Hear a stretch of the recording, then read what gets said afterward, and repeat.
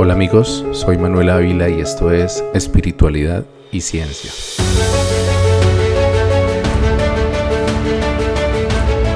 En uno de los primeros episodios de mi podcast, narré cómo durante mi infancia reconocí el sentimiento de la atracción hacia las mujeres y encontré en ese sentimiento una importante fuente de satisfacción. Cada vez que llegaba a un nuevo lugar donde hubiera niñas, invariablemente me fijaba en ellas, con la esperanza de encontrar alguna con quien, tal vez al cruzar nuestras miradas, me hiciera sentir ese hormigueo en el estómago, esa emoción de albergar una nueva ilusión, el tal vez de un momento de amor. En aquella época, amor era para mí el agitado palpitar del corazón cuando sentía la suave mano de una niña rozar mi brazo con sutileza, o cuando después de tratar de ignorarme durante nuestros fugaces encuentros, se acercaba a mi oído con sus manos alrededor de la boca y me susurraba que quería volverme a ver. Esos momentos me dejaban extasiado por horas y después de vivirlos podía invocar la misma sensación durante meses, con solo cerrar mis ojos y recordar las palabras, los gestos y las sensaciones. No importaba que nunca volviera a ver a la niña que me había regalado esos momentos de embeleso. Para mí era suficiente con la ilusión que conllevaba la posibilidad de que aquel encuentro se repitiera. Así viví el amor también durante casi toda mi adolescencia. Apenas di mi primer beso poco antes de cumplir los 15 años y tuve mi primera novia, que poco después sería la madre de mi primera hija, a los 17. Pasé del amor platónico y efímeros cortejos pertinaces a estar prácticamente casado y apenas llegaba a la mayoría de edad. No resiento haber tenido un debut tan enrevesado en las lides del corazón, pero sí le achaco a ello la ingenuidad con la que conduje mis primeras relaciones amorosas, creyendo que aquella vocación de don Juan incompetente había quedado atrás con tan solo decidirlo así. Me encantaban las mujeres, pero mi eterno pánico al rechazo me hacía casi imposible tomar la iniciativa. Prefería contentarme con las mieles del flirteo y la convicción de que como el hombre propone y la mujer dispone, no proponer me mantendría lejos de caer en la tentación de la infidelidad. Pero entonces me mudé a Santa Marta y descubrí que allá, donde las mujeres son seguras de sí mismas y desinhibidas, la única forma de hacerle el quite a la promiscuidad es o no tener ojos sino para una mujer o tener una enorme fuerza de voluntad. Yo, al no llenar ninguno de esos dos requisitos, me gradué como infiel y descubrí, quizás un poco tarde, que seguía siendo el mismo niño enamoradizo que podía ilusionarse con 2 o 3 niñas a la vez. Este descubrimiento, estando recién casados, no le hizo mucha gracia a mi esposa, quien apenas se unió a mi descubrimiento, decidió dejarme con justa razón. Ese evento se convertiría en el origen de uno de mis periodos de mayor sufrimiento. Tanto dolor y culpa sentí que casi todos los aspectos de mi vida entraron en crisis y mi salud mental sufrió su primera estocada. Quienes me conocían como un tipo serio, alegre y sobre todo fiel, no daban crédito a las cuentas de mi desordenado comportamiento y prolongado abatimiento. Algo raro tenía que estarme sucediendo. Alguien tenía que estarme haciendo daño. Yo mismo, que me preciaba de ser esencialmente bueno, concluí que la única explicación posible para semejante tormenta en mi vida era que me encontraba bajo algún tipo de hechizo o maleficio. La búsqueda de una cura para mi mal eventualmente me llevó al camino del chamanismo y del yagé, que marcarían la siguiente etapa de mi vida. En aquel primer ritual de ayahuasca pude sentir cómo se retorcían en mi pecho los demonios de la lujuria y la promiscuidad. Luché con todas mis fuerzas para expulsarlos y entre crujir de dientes, humos de copal y cantos de taita, sentí como uno por uno se marchaban de mi cuerpo y me liberaban de su yugo. Instantes después, elevado en un samadhi interdimensional, vi lo que sería mi vida sin el lastre de esos seres del inframundo, prosperidad, amor y felicidad completas. Había nacido de nuevo, veía el mundo con otros colores y sobre todo me sentía distinto. El yagé me había entregado además a Paula, de quien me enamoré apenas puse mi mirada en sus ojos verdes. Así que todo parecía dispuesto para que el niño enamoradizo de antaño quedara ahora sí tan solo en los recuerdos. El encanto del yagé apenas duró unos días. Al parecer, el demonio de la lujuria se hizo el loco y se dio mañas de quedarse dentro de mí.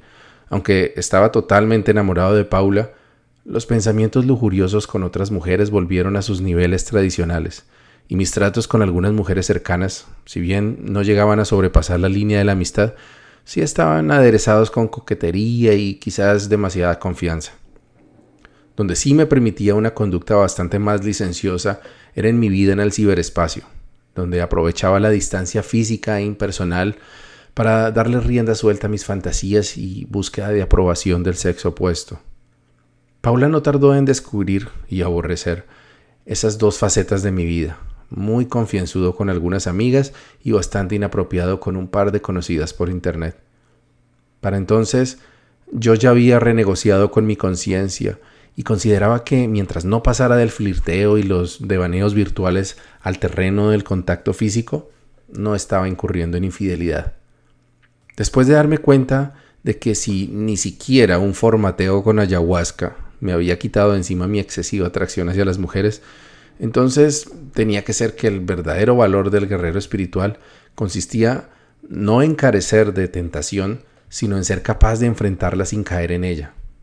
En cualquier caso, yo tenía mi vieja y confiable arma de la inseguridad. Así sospechara que alguna dama correspondía mi interés, no me atrevería a proponerle nada, y en Bogotá, donde las mujeres habían probado ser mucho menos desinhibidas que las que conocí en Santa Marta, estaría seguro. En otras palabras, me iba a la guerra con una diana en el pecho, con la tranquilidad de que ningún adversario se atrevería a dispararme por pura falta de iniciativa. Esta enredada maraña moral me llevó a sugerirle a Paula que debíamos blindar nuestra relación ante la infidelidad, no hacerla inmune a ella, sino blindarla, para que cuando se presentara, y yo sabía que se presentaría, no nos llevara por delante. No hablaba solamente de mi autoaceptada tendencia a la promiscuidad, sino también me refería a ella. Paula acababa de cumplir 20 años, y como yo a su edad, tampoco había tenido muchas relaciones de pareja. Yo había sido infiel, pero también me habían puesto del otro lado de la mesa, y sabía lo mucho que una infidelidad me hería. Mi propuesta para Paula era que los dos nos dejáramos ser libres, que nos viéramos como seres sexuales que expresan su sexualidad de muchas formas, no necesariamente físicas, con diferentes personas. Esto era una idea que había leído en un libro de Osho, el famoso gurú de la India, conocido por sus posturas radicales sobre la libertad y la no posesividad, aunque según algunos también por rituales de desenfreno sexual en su comuna en Oregón. Al principio pensaba que, dada la juventud de Paula, tuve la posibilidad de moldearla a mi acomodo y sembrar en ella ideas que favorecían mi libertinaje. Pero con el tiempo me di cuenta de que su anuencia no provenía de candidez sino de audacia. Si bien Paula era una mujer joven y formada con valores tradicionales, ella conocía bien los instintos masculinos, empezando desde su padre y luego a través de sus parejas anteriores. Así que ella encontraba lógica en mis argumentos. Lo más posible era que mi instinto de picaflor sería la piedra en el zapato para la que yo quería que creáramos callo, pero le hice saber a Paula que también creía que era posible que ella en algún momento tuviera que vivir alguna experiencia con otro hombre y no quería que algo así nos destruyera. Los años siguientes nos preparamos para la tormenta, hablando de forma cándida sobre cosas que normalmente las parejas no comparten. Le contaba cuando me atraía a otra mujer, le dejaba ver algunas de mis conversaciones picantes e insustanciales por internet y ella me contaba si le gustaba algún cantante o si algún hombre por la calle le parecía atractivo. La cosa definitivamente no era equivalente porque ni en 20 años Paula habría logrado juntar tanto material inapropiado para contarme como el que yo compartía con ella. Sin embargo, esa confianza se convirtió en una de las partes más importantes de nuestra relación. Además de amores y amantes, éramos amigos y cómplices. No había ningún tema que no pudiéramos abordar. Nos permitíamos salir con personas con quienes sabíamos que había alguna atracción física y hasta tener algún chat erótico de vez en cuando. Estas y otras cosas que han significado el final para muchas parejas, para nosotros era simplemente un martes por la tarde. Esto no quiere decir que no hubiera celos entre nosotros, pero nos ahorramos una gran parte del drama que agobia a otras parejas y logramos añadirle a nuestra relación un picante que solo algunas parejas descubren y usualmente en una etapa avanzada de su relación. La clave para nosotros estaba en nunca pasar de la raya, Todo nos era permitido menos llevar la relación con una tercera persona al terreno de la intimidad. No porque fuera algo que no nos perdonaríamos, sino porque después de litros de ayahuasca, docenas de tabacos y horas de desvelo con los abuelos, habíamos llegado a la conclusión de que el sexo extramatrimonial era lo único que podía romper el mollo, como dicen los mamos de la Sierra Nevada, es decir, que el Gran Espíritu lo castigaría con toda su furia. Una vez más sentí que ya había encontrado el equilibrio en mi vida, y aún mejor, aceptando una parte de mí que antes rechazaba. Mi amor por Paula crecía cada día, y sentirme libre a su lado me hacía amarla aún más. Tenía amigas cercanas de quienes era confidente, con quienes conversaba horas y que por lo general me atraían, y tal vez se sentían atraídas por mí. Disfrutaba mucho de esos encuentros y satisfacía el apetito de niño enamoradizo que seguía llevando dentro. Pero por otra parte, tenía un par de amigas a quienes solamente trataba a través de internet, con quienes liberaba mi instinto de promiscuidad sin atravesar el límite prohibido. Tuve un par de oportunidades cercanas de llevar a la realidad esas fantasías, pero las decliné en el último momento. No creo que por valor, sino más bien por cobardía, porque de verdad creía que de dar ese paso entraría en desgracia y perdería todo lo que había logrado hasta ese momento. Supongo que eso es lo que las religiones buscan con sus dogmas, rellenar con miedo lo que nos falta de carácter. Fue así como durante años caminé por el filo de la navaja, donde algunos gnósticos creen que se obtiene el fuego sagrado con el que se practica la alquimia sagrada. El problema era que seguía vestido con una diana en el pecho y solo era cuestión de tiempo para que alguien pusiera una flecha ahí. Diana no es su nombre real, pero por respeto a su privacidad la llamaré Diana. Hacía poco se había hecho amiga de Paula, y aunque no eran tan cercanas, sí empezaban a hablarse con más frecuencia. En alguna oportunidad, Diana le contó a Paula que sentía una energía extraña en su casa y que no se sentía tranquila allí. Paula y yo habíamos hecho juntos la limpieza energética de nuestro apartamento y habíamos ayudado a una amiga a hacerlo en el local comercial que acababa de tomar en arriendo. Pero Paula no recordaba bien la lista de cosas que se necesitaban para tal limpia, así que sin ninguna prevención le dio mi número telefónico a Diana y le dijo que me contactara, que yo le podía dar las indicaciones mucho mejor. A los pocos días, Diana me contactó e hice como Paula había sugerido. Le expliqué la forma en que yo hacía la limpieza energética de una casa y le di la lista de los implementos que necesitaría para hacerlo. Más adelante, Diana me contactó de nuevo con algunas preguntas adicionales y resultamos chateando sobre los problemas personales que ella estaba viviendo. Una de esas conversaciones fue precisamente la que sucedió mientras regresaba a Bogotá después de la ceremonia en la cascada Juan Curí con mis amigos Luis, Michael y Nelson.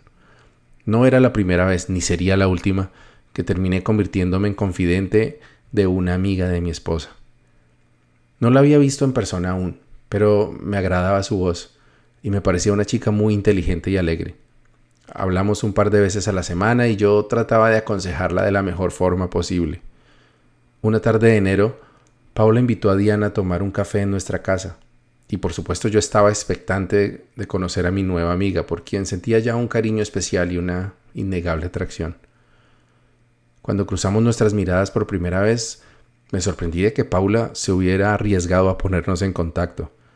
Ella conocía muy bien mis gustos y en condiciones normales tal vez habría intuido que Diana podía ser el tipo de mujer que me atraería. Sin embargo, los dos estábamos muy enfocados en nuestra pequeña Luciana. Diana era apenas un par de años mayor que mi hija Ana María, y la verdad es que Paula ya estaba acostumbrada a que sintiera atracción por mis amigas, así que por todas estas razones tal vez no le dio mayor trascendencia a esa posibilidad. Yo mismo no le di mayor trascendencia al evento. Sí, Diana me atraía, pero la había conocido mientras sostenía a mi bebé en los brazos al lado de mi bella esposa. Seguía luciendo la Diana en mi pecho, pero como yo nunca me atrevería a insinuar mi interés por ella, Diana nunca pondría una flecha en mi Diana. O de eso quería convencerme, como si no me hubiera pasado ya exactamente la misma situación 15 años antes.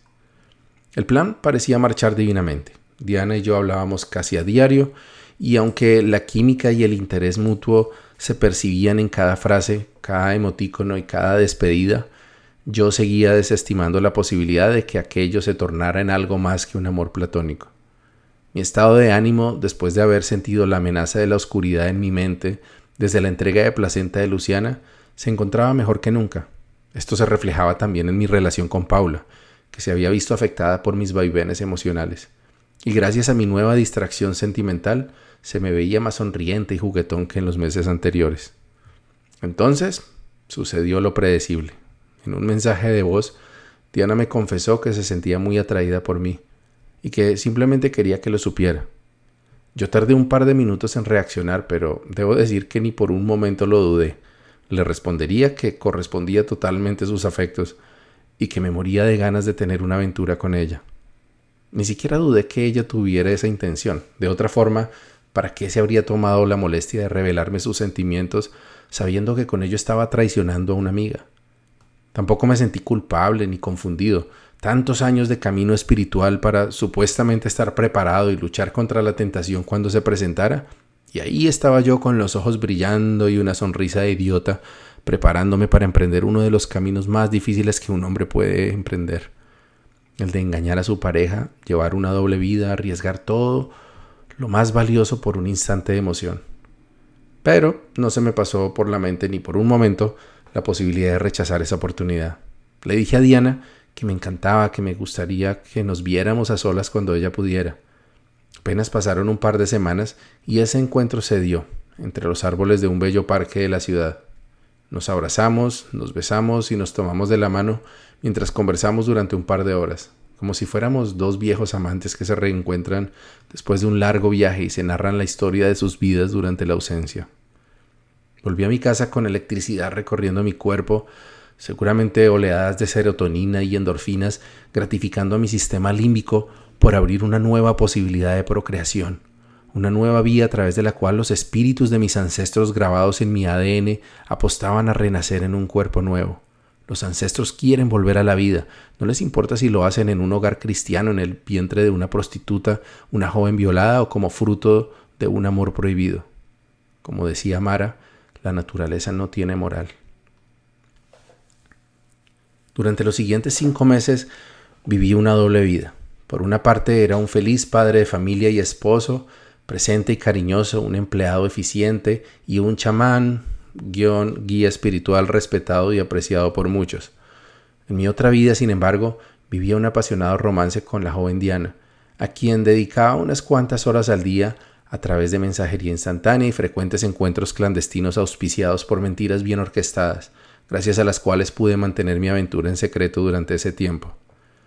Muchas veces estuve tentado a revelarle la verdad a Paula, pero no por sentimiento de culpa o por cumplir el compromiso que habíamos hecho de confiar el uno en el otro si enfrentábamos una prueba como esta. Quería contarle porque me moría de ganas de compartir con ella la felicidad que estaba sintiendo, contarle las experiencias que estaba viviendo y hacerla partícipe de mi aventura. Al final no llegué a hacerlo porque mi relación con Diana tenía el agravante de su amistad con Paula. Y si bien estaba seguro de que nuestra relación sobreviviría, no sería así con su amistad. Sé que esa era una pobre excusa a mi cobardía, porque sabía que a pesar de todo Paula me entendería.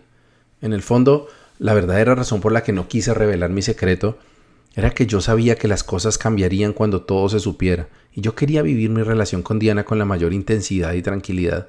Al fin y al cabo, a la sazón nos encontrábamos adelantando los trámites de mi visa de trabajo para los Estados Unidos, donde todo parecía indicar que después de casi 3 años de intentos fallidos, al fin lograríamos emigrar en septiembre de ese año. Este viaje sería el punto final para mi relación con Diana y en ese momento yo le contaría todo a Paula. O eso creía. La cultura popular dice que cuando se es infiel es porque algo le falta a la relación o porque se ha acabado el amor. También se cree que la persona que está llevando una doble vida vive con estrés constante y miedo de ser descubierto. Yo no encajaba en ninguna de esas teorías. Me sentía dichoso, emocionado, vivo. Tampoco cambié con Paula, o mejor dicho, sí cambié. Me sentía más enamorado, más atraído físicamente hacia ella, y en la medida en que recordaba mi ser romántico y detallista con Diana, me animaba a vivirlo también con Paula. En las noches, sin embargo, a veces sentía miedo de mí mismo. ¿Cómo podía estar viviendo una doble vida, engañando a Paula y a la vez mentir mirándola a los ojos sin sentir un ápice de remordimiento? Recordaba que 15 años antes, cuando estaba lejos de ser un ser espiritual y chamán, Me sentía exactamente igual cuando engañé a mi primera esposa. Entonces, a veces me llegaban recuerdos de la oscura noche del alma que viví en ese entonces cuando Angélica me dejó. ¿Estaría dirigiéndome nuevamente hacia el abismo o habría algo distinto esta vez? Una de las experiencias más bellas que viví en 2016, al margen de mi relación con Diana, fue un taller de coaching personal dirigido por mi amigo Michael Villa, con quien había hecho la ceremonia el año anterior en la cascada Juan Curí. Michael, en un acto de generosidad que siempre agradeceré, me obsequió una inscripción a su taller, y yo a cambio le ayudé a construir el sitio web de su nuevo emprendimiento. El taller incluía charlas de un grupo de conferencistas, entre los que se encontraban el propio Michael, pero también otros coaches certificados, especializados en finanzas personales, liderazgo, planificación e incluso sanación del niño interior. Algunas de estas charlas eran un reencauche de tropos que ya conocía en la espiritualidad y el esoterismo, pero otras me parecieron novedosas y de verdad útiles para la vida. El final del taller, que comprendió varios sábados durante unos 3 meses, se dividió en 2 experiencias igualmente entretenidas y enriquecedoras. Un temazcal, o sauna indígena tradicional maya, en el que aproveché para pedir a los espíritus guardianes del norte de América que nos abrieran las puertas para vivir en este territorio. Y la segunda, que fue también el cierre del taller, un evento muy común en los círculos de coaching, en el que después de rituales de empoderamiento personal y gritos de batalla neurolingüísticos, pasaríamos caminando alegremente descalzos sobre las brasas encendidas al rojo vivo. Yo había leído ya que este performance, lejos de demostrar la capacidad de la mente para dominar cualquier sensación de dolor, y sí que menos para convertir la delicada piel de los pies en callo de guerrero maorí, era posible gracias a la baja conductividad térmica del carbón y la delgada capa de ceniza que lo rodea. Los asistentes al curso nos formamos en fila india y uno por uno fuimos atravesando los 3 o 4 metros de brasas encendidas al compás de palmas y el coro de "Sí se puede, sí se puede". Es interesante que en el afán de arrogarle a la mente propiedades que no tiene, el coaching pierde la oportunidad de enseñar a través de la caminata de brasas la verdadera forma en que la mente logra tal hazaña. La instrucción que teníamos era simplemente: tienes que estar seguro de que es posible visualizar tu meta y no pensar en el peligro, dominar tu propio miedo. Las brasas representarían ese miedo primario que nos detiene y que nos impide lograr nuestras metas. Yo miré los carbones encendidos y no pude evitar hacer la analogía con mi peligrosa relación con Diana. Apreté los puños, fruncí el ceño y me lancé a las brasas con pasos largos que más bien fueron pequeños brincos con los cuales llegué a la otra orilla. Levanté mis brazos en actitud triunfal y con entusiasmo grité "¡Sí se pudo!", mientras trataba de disimular el dolor que me producían las 4 o 5 ampollas con las que acababa de bautizar mis pies descalzos. El secreto para caminar sobre el fuego sin quemarse, luego lo supe, es caminar al ritmo adecuado. Muy lento y las brasas tendrán tiempo suficiente para causar una quemadura, o muy rápido y entonces los pies se hundirán demasiado entre las brasas, penetrando la capa de ceniza que recubre los tizones. El problema no es caminar sobre el fuego, el problema es no saber hacerlo correctamente. Allende las quemaduras de 2º grado en mis pies, disfruté mucho del taller de coaching. Michael y su grupo de verdad querían hacer una diferencia en la vida de sus pupilos. Para mí, que había recibido ya de alguna forma casi todas esas enseñanzas de parte de Mara, del abuelito Luis, los muiscas o tantos otros caminantes de la espiritualidad, fue sin embargo un regalo para el alma. Ya solo faltaba el último evento del taller, que sería la entrega de diplomas y un brindis de despedida. Los graduandos teníamos la posibilidad de invitar a nuestras parejas o padres, así que Paula me acompañó a ese evento de cierre. Después de la entrega de los certificados, la cena y las fotografías de rigor, alumnos e invitados nos dirigimos a la terraza del hotel donde se realizaba el evento para departir un cóctel de despedida. Mientras charlaba con mis compañeros, Paula se acercó y me pidió prestado mi teléfono móvil, ya que el suyo se había quedado sin batería. Cuando terminó la actividad, noté que Paula estaba molesta conmigo. Le pregunté qué le pasaba y, como siempre que la notaba molesta sin una razón evidente, me pregunté si tal vez habría descubierto algo. Pero lo descarté inmediatamente porque yo siempre era muy meticuloso y eliminaba los mensajes de texto, fotografías o videos que las aplicaciones de chat y redes sociales almacenaban sin advertir al usuario.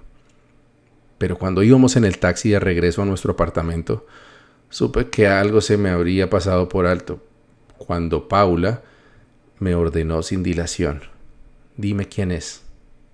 Intenté una última mentira, diciéndole que se trataba de una amiga de quien ella ya sabía que teníamos demasiada confianza y ella así lo había permitido. Una mentira solo por mentir, porque mentir empieza como un recurso, se convierte en hábito y al final parece adicción. De cualquier manera, Paula había formulado la pregunta de forma retórica, ya que con lo que yo decía en el video que encontró en mi teléfono, tuvo suficiente información para atar algunos cabos sueltos y solo hacía falta que yo confirmara el nombre de Diana. Cuando lo hice, la reacción de Paula fue la que cabría esperar, aunque eso sí, no fue ni tan fría ni tan impulsiva como mi reacción cuando vi sus conversaciones con aquel amigo cercano por quien estuvimos a punto de terminar nuestra relación algo más de 2 años atrás. Mi reacción, por otra parte, fue mucho más serena de lo que yo mismo habría imaginado cuando sopesé la posibilidad de que Paula se enterara antes de que yo le contara la verdad. Haber sido tan radicalmente sincero con Paula desde un principio en cuanto a mis debilidades y fantasías tenía 2 ventajas que se hicieron evidentes en ese momento. Por una parte, me sentía mal por no haber tenido el valor de compartir con mi esposa confidente lo que estaba sucediendo y contar con ella sea cual fuera la consecuencia de hacerlo. Pero no me sentía débil o miserable como sucedió cuando mi primera esposa se enteró de mi infidelidad. Por otro lado, sabía que nuestra relación era suficientemente fuerte como para enfrentar y superar ese incidente, así como antes salimos avante de otros conflictos similares. Aunque mi relación con Diana era, sin duda, algo de mayor gravedad que cualquier otra cosa que alguno de los dos hubiera tenido que superar antes. Después de los merecidos reproches por parte de Paula y mis pobres intentos de atenuante, Paula me pidió que le contara absolutamente todo lo que había pasado entre Diana y yo desde el principio. Así lo hice, no me guardé nada. No traté de restarle importancia o de endulzar ningún trago amargo, pero sí guardé silencio por unos segundos cuando ella me preguntó: ¿estás enamorado de ella? Sí, respondí. ¿Quieres quedarte con ella? No, la amo, pero no de la misma forma que te amo a ti. Amo la parte de ella que conozco y desde la parte de mí que ella vivió. Me refería a que mientras estaba con Diana, vivía una vida paralela a la vida familiar que adoraba vivir con Paula. En esa otra vida había romance, misterio, aventura, diversión y levedad, pero no había futuro. Mis sentimientos por Diana eran muy fuertes, me hacía feliz estar a su lado, nos entendíamos en todos los aspectos que habíamos compartido y creía que influíamos positivamente el uno en el otro. Pero todo esto también era verdad con Paula, además de que había 100 cosas más en mi relación con Paula que no había y casi de seguro no podía haber con Diana. Entonces Paula, con lágrimas en sus ojos, hizo la pregunta que más temía. ¿Te vas a alejar de ella? No lo sé. Perdóname. Ambos necesitábamos tiempo para pensar. Yo no quería alejarme de Diana de un momento a otro y Paula no quería seguir conmigo si eso significaba tener que vivir en la continua incertidumbre de si mi amor por Diana era mayor que el que sentía por ella o temer que algún día yo decidiera terminar nuestra relación para irme con Diana. Monté en mi bicicleta para tomar un poco de aire y me dirigía hacia la casa de Mara. Era la persona en quien más confiaba y sabía que ella me daría un consejo objetivo. Tenía que cortar mi relación con Diana, pero ¿cómo hacerlo sin convertirla en un ideal o una obsesión a la que quizás terminara persiguiendo como perseguimos los humanos todo lo que nos es prohibido? Mara ya sabía lo que pasaba, no porque fuera una bruja, sino porque en sus más de 50 años de vida había conocido a muchos hombres y mujeres desde su propia experiencia y la de sus pacientes. Manu, ¿esa vaina es puro sexo o esa niña te hace feliz? Me hace feliz. Pues entonces es tu felicidad. Tienes que vivirla mientras eso sea lo que te pida tu ser. Paula es una guerrera. Habla con ella con honestidad e involúcrala en tu decisión. No la dejes por fuera. Casi no podía dar crédito a mis oídos. Había escuchado a Mara decir varias veces que la infidelidad es la brujería de casi todos los hombres, que ahí es donde casi todos perdemos y sin embargo me estaba alentando a seguir adelante con Diana. a pesar del cariño tan enorme que yo sabía que Mara sentía por Paula y su solidaridad femenina. Pero yo sentía que tenía razón. Mi relación con Paula era algo muy distinto a cualquiera que hubiera conocido antes. Los dos habíamos atravesado tantas cosas, tanto en el plano físico como en el espiritual, que se me ocurrió que tal vez había una posibilidad.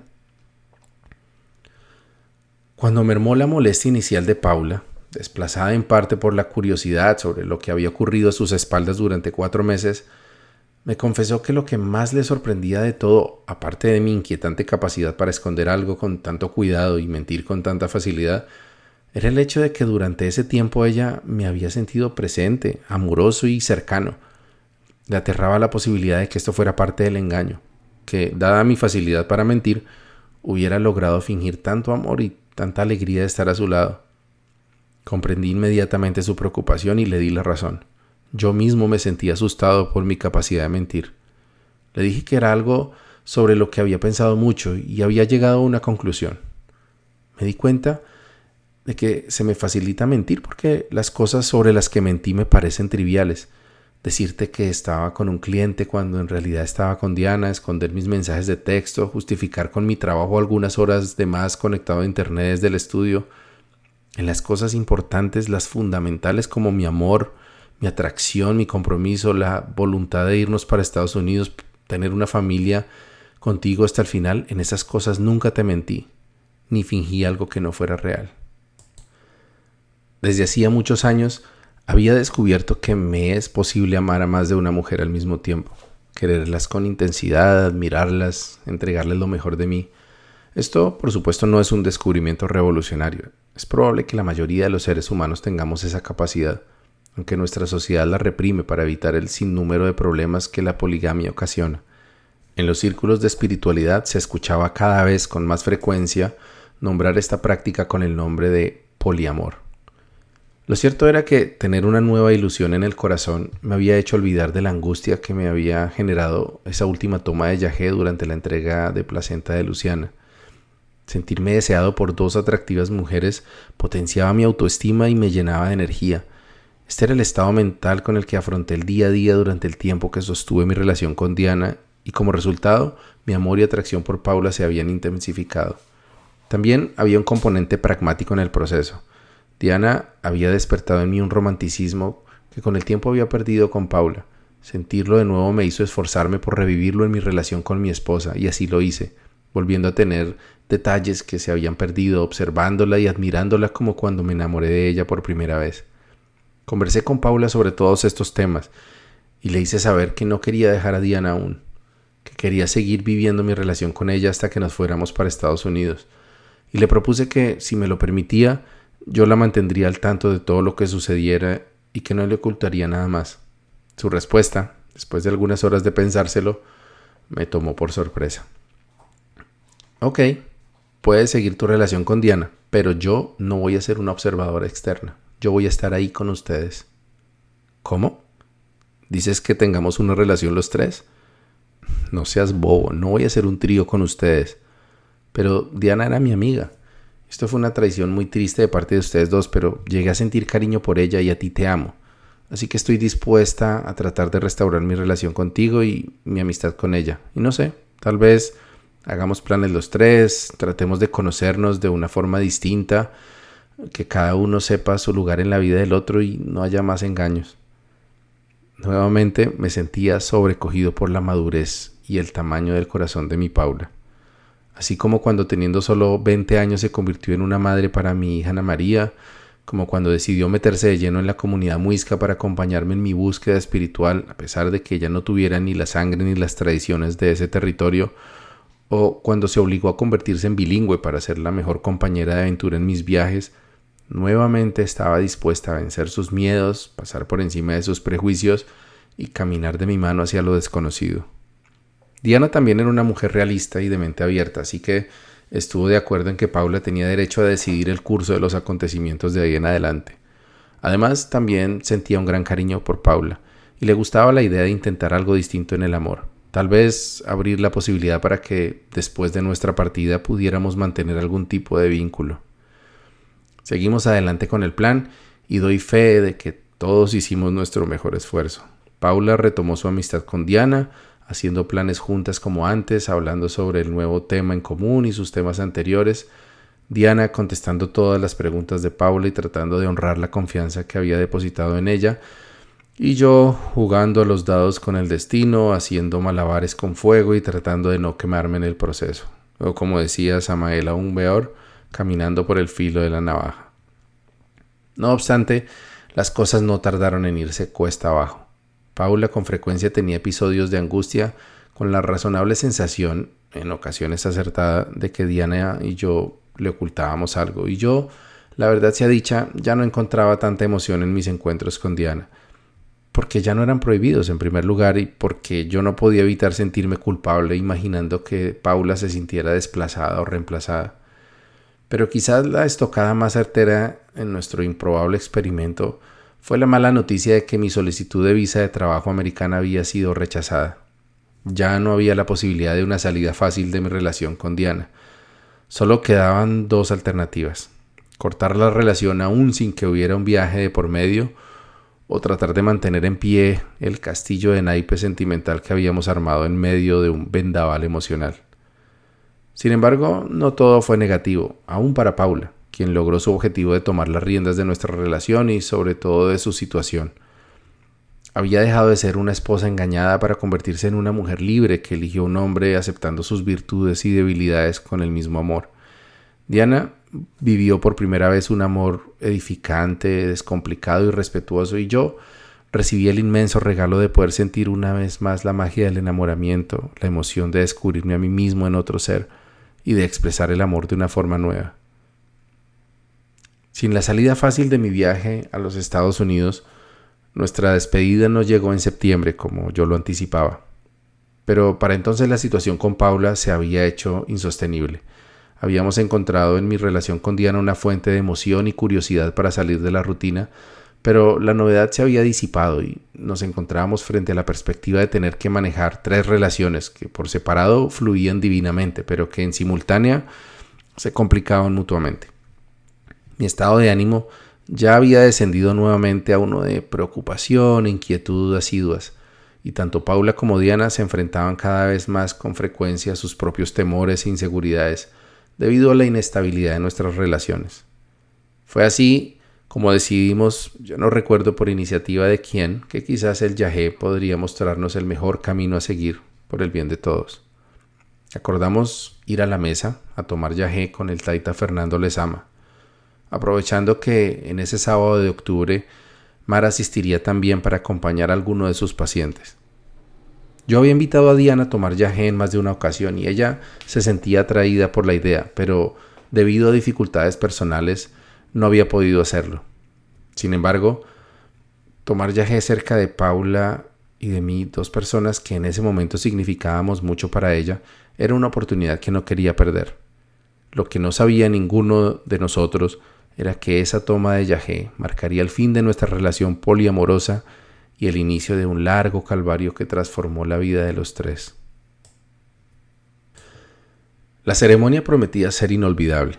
No solo asistiría Mara, sino que el abuelito Luis también se había unido al plan. También asistirían el novio de mi hija mayor y varios amigos. Claro que el yagé siempre es impredecible y recibirlo estando con Paula y Diana en el mismo lugar me causaba un poco de ansiedad.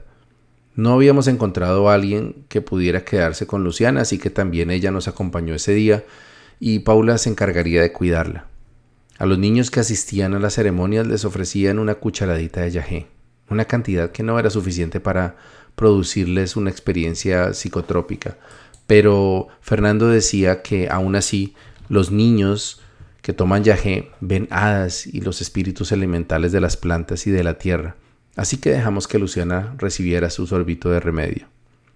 La toma transcurrió como de costumbre, iniciando con la ritualización que practica el taita y formándonos en una fila de hombres y otra de mujeres para recibir el cocado de medicina. Luego nos dispersamos en la finca. Diana se fue hacia la parte baja, justo por donde yo había estado cuando recibí el yagé por primera vez, y yo me fui hacia la parte superior, cerca de la maloca. Paula se quedó con Lucy y con los otros niños que habían asistido ese día, y desde allí se dedicó a cuidarnos a todos. Yo ya había tomado yagé un par de veces durante mi relación con Diana, y el yagé no me había mostrado nada negativo con respecto a ella, o al hecho de que estuviera faltando a ese compromiso al que alguna vez sentí que el yagé me había conminado de no llegar a tener relaciones sexuales con una mujer que no fuera mi esposa. De hecho, en una de esas ceremonias a la que también asistió mi mamá, yo había visto que Diana y yo tendríamos un hijo juntos y que viviríamos todos juntos y felices con Paula y Luciana. Fue tanta la dicha que en medio de mi trance empecé a recitarle a mi mamá las virtudes de Diana. Pero ese día de octubre en la mesa, con Paula y Diana, las cosas tomaron un giro inesperado. Después de un viaje inicial relajante y colorido, vi escenas de mi relación con Diana y sentí que aquello era algo denso, maligno, como si la parte más oscura, tanto mía como de Diana, se hubiesen atraído mutuamente para arruinar nuestras vidas, llevándolas por un camino de engaños y lujuria. Lo peor era que, según mi visión, estaba arrastrando a Paula y el resto de mi familia conmigo. Mientras tenía esas ominosas visiones, me encontraba tendido en el pasto, boca abajo y con los ojos cerrados. Entonces me levanté con un respingo y me dije a mí mismo en voz baja: tengo que terminar con Diana. Me levanté y empecé a caminar lentamente, aún embriagado de ayahuasca, pensando en los siguientes pasos que debía tomar. Al terminar la ceremonia hablaría con Diana y le diría que, a pesar del amor que sentíamos, debíamos alejarnos por nuestro propio bien y el de nuestros seres queridos. Miré hacia donde estaban Paula y Luciana y vi a mi niña alegre jugando con una ramita. Paula la miraba también con una sonrisa y sobre sus cabellos claros se reflejaba el sol de la tarde. Me sentí culpable por el dolor que le había causado y que sabía que le seguía infligiendo, pero sobre todo por poner a mi bebé en peligro por mi egoísmo. Me acerqué a ellas, las abracé, las besé y les prometí que todo cambiaría para bien. Luego me senté en una silla que encontré cerca y volví a mi introspección enteogénica. Me quedé allí tal vez una hora más cuando de repente sentí una voz cerca de mi oído. Yo te amo y no me voy a alejar de ti. Vamos a estar juntos siempre. Abrí los ojos y era ella. Diana me abrazó y me empezó a besar en la mejilla. Yo instintivamente la abracé y solamente murmuré: ay, mi Diana, esto es muy difícil. Entonces ella se sentó sobre mis piernas y me besó. Yo correspondí y acaricié su cabello como si solamente existiéramos los dos en el universo. Aún no volví a la realidad, y la realidad era que todos los asistentes a la ceremonia nos estaban observando. Eso incluía a Paula, Mara, el abuelo Luis, nuestros amigos, conocidos y los otros asistentes. Entonces el taita se acercó a nosotros y con voz de autoridad se dirigió a Diana: niña, levántese de ahí, usted no puede acercarse a nadie, además hay que respetar, esto es una ceremonia sagrada. Este regaño de Fernando me trajo de mi viaje en un santiamén, y en ese instante me di cuenta de lo que acababa de ocurrir. Miré a mi alrededor y todos nos estaban mirando, algunos con sorna, otros con mirada de desaprobación y aún otros con tristeza. Busqué a Paula, pero no la vi hasta que sentí su voz por detrás de mí: levántate de ahí, arréglate que nos vamos. Esta es la única humillación que te hacía falta hacerme, pero hasta aquí llegamos, quédate con ella. No podía creer lo que estaba pasando. Diana, que hasta ese momento siempre me había parecido una persona sensata, honesta y de buen corazón, había tomado la iniciativa para ponerme en evidencia con las personas que amo y en un entorno sagrado para mí. Yo no había tenido la entereza para resistirme al bochornoso acto y le había seguido el juego sin medir las consecuencias. Ahora Paula, al parecer, acababa de terminar nuestra relación y yo no tenía ningún buen argumento para ni siquiera intentar disuadirla. El abuelo Luis se acercó a mí y me llamó la atención, aunque la mayoría de nuestros amigos enfocaron su disgusto en Diana, no solo por ser la desconocida del grupo, sino por ser mujer. En cuestiones de infidelidad, los hombres a menudo somos indultados como inocentes víctimas de la maledicencia femenina. Estaba embriagado, era cierto, pero no carecía del uso de mis capacidades de raciocinio y de movimiento.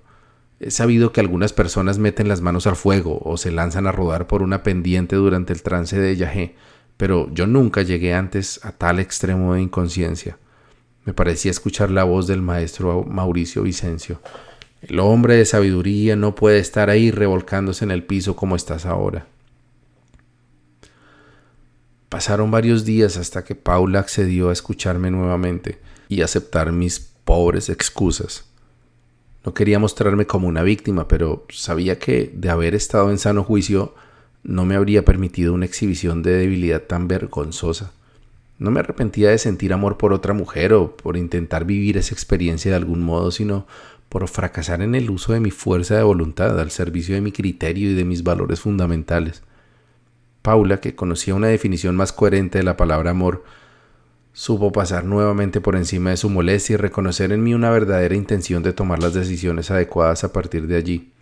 En el fondo, ella sabía que yo siempre buscaba alejarme de las situaciones de conflicto innecesario. Y ya le había confesado en el marco de nuestra amistad que mi relación con Diana cada vez me aportaba menos satisfacciones con relación a las dificultades que representaba, y que yo prefería conservar un bonito recuerdo que dejar que nuestro experimento poliamoroso se convirtiera en un drama. Pero el drama se me había sentado encima sin darme cuenta. Mi relación con Diana llegó a su fin esa tarde y no volvimos a vernos, aunque a través de los años seguimos en contacto esporádico a través del internet. Mi relación con Paula se acercó a la normalidad a los pocos días, gracias al impulso dado por la desaparición de un factor de inestabilidad y conflicto recurrente. Yo me sentía tranquilo de retomar la tranquilidad, pero había algo que me inquietaba bastante. La tarde de la infame ceremonia de yagé, después del show que protagonicé con Diana, seguí procesando los eventos en medio de mi trance y con el sentimiento de culpa mezclado con la preocupación que sentía, entré en un estado de paranoia, que podría llamarse también un mal viaje. Durante esos momentos sentí que había fracasado en una simple prueba de fortaleza espiritual y que las consecuencias serían devastadoras. Tal vez incluso mi pequeña Luciana tendría que pagar por la debilidad de su padre. Ese pensamiento me llenó de pavor y me dediqué a perseguir a Luciana por toda la finca porque estaba aterrorizado con la idea de que algo malo le podía pasar. Pues esa paranoia y ese mal viaje no se fueron con la disipación de los efectos del yagé, ni tampoco con la distancia de Diana. Todo a mi alrededor pareció encajar nuevamente en la vida cotidiana, pero yo no lograba hacerlo. Me acechaba constantemente una sensación de vacuidad, de inseguridad. Algo no estaba bien dentro de mí y amenazaba con destruirlo todo.